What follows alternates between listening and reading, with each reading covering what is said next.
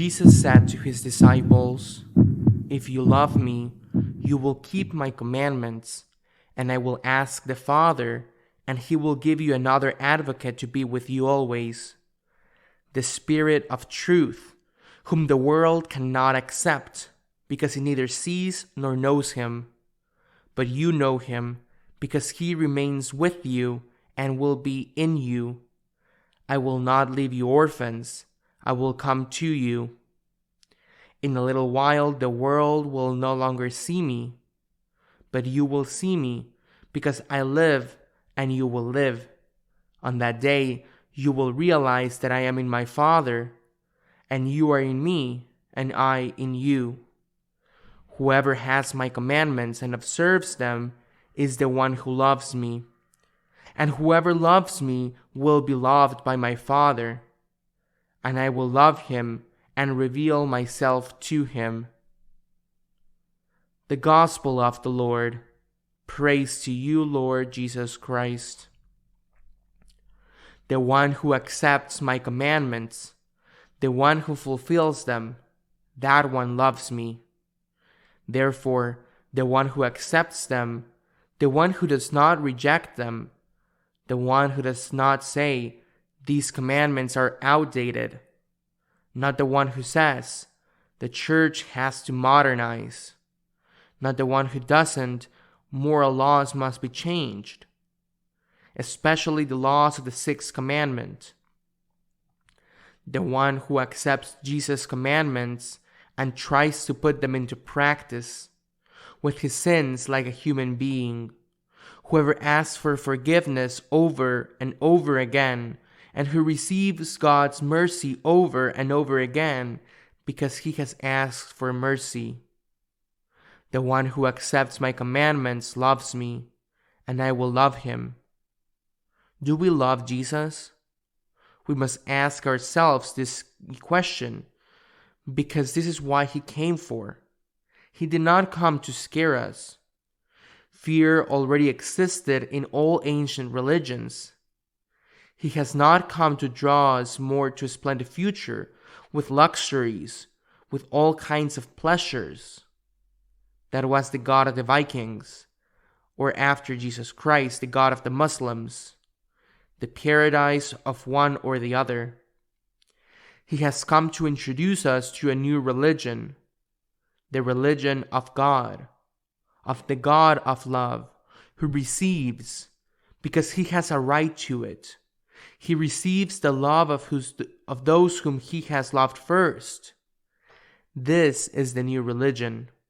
However, he who loves me, it is not enough for him to have a feeling of love or expressions of love, but what he has to have is above all works of love. It is a love that we have to be very clear about, that it is a due love. We have a duty to love. It is not an optional love. It is a love that is a duty. I have a duty to love God, the duty. It is my obligation. It is my duty. Why? Because it is well born to be grateful. With everything that God has done for me, am I not going to do everything possible to give him back some of that love? Although there is no comparison, because it is God's love and human love. God's love is infinitely greater. However, I have to give him back. I have the duty to give him back at least something of all that I can of that love that I have received. Then comes the question, what do I have to do to love God? For us, the Franciscans of Mary, in the imitation of Christ, we have established some points that are like luminous ideas that help us on the way of love for God. Especially this one, the first. We have to act with a religious motivation, because Christ did things for the Father. Acting with a religious motivation does not mean that he does not have human feelings. A mother towards a son, a friend toward one, a friend, love for the homeland, religious love, love for God. No is at odds with human love. On the contrary, it acts while human love acts and continues to act when human love stops. When it reaches its limit, the enemy, the foreigner, the political rival, the ones you don't like, the one who has hurt you, that you don't know, you stop. Not this one. This one, yes. This one, a lot. I feel a lot, but I don't feel anything about this other. I don't feel anything anymore.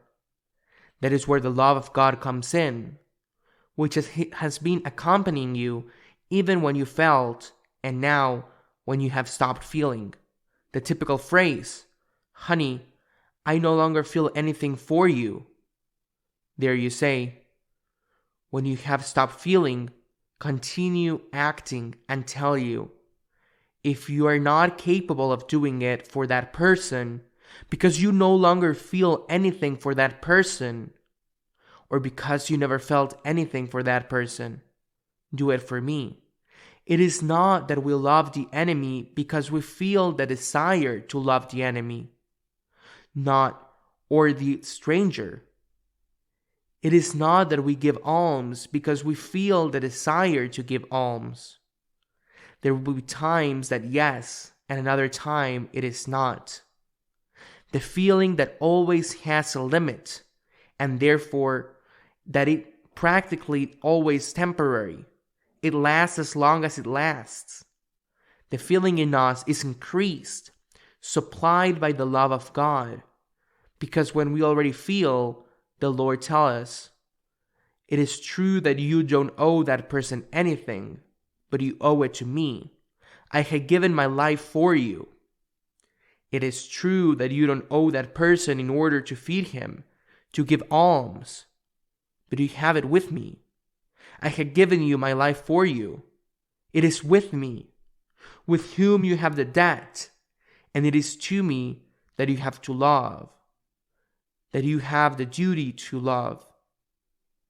That is why it is so important to understand our relationship with God through gratitude, but not gratitude as an option or as a courtesy, but as an obligation.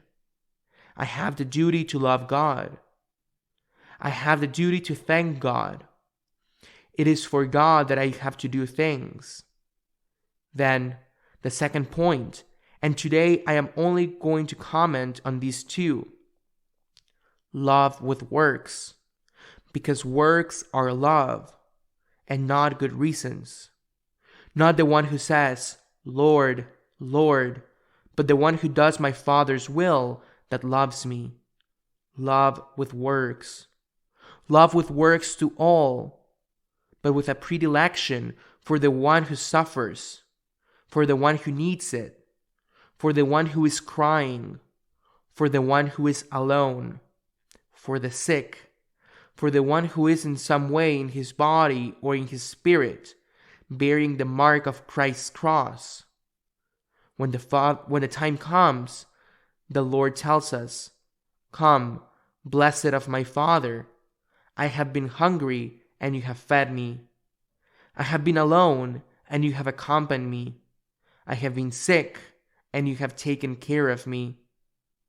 We are not capable of loving Christ, who has given the life for us. How are we going to be capable to love each other, or at least to persevere in love? We will always be subject to the tyranny of feelings, even to the tyranny of passions. I feel, I love. I stop feeling, I no longer love.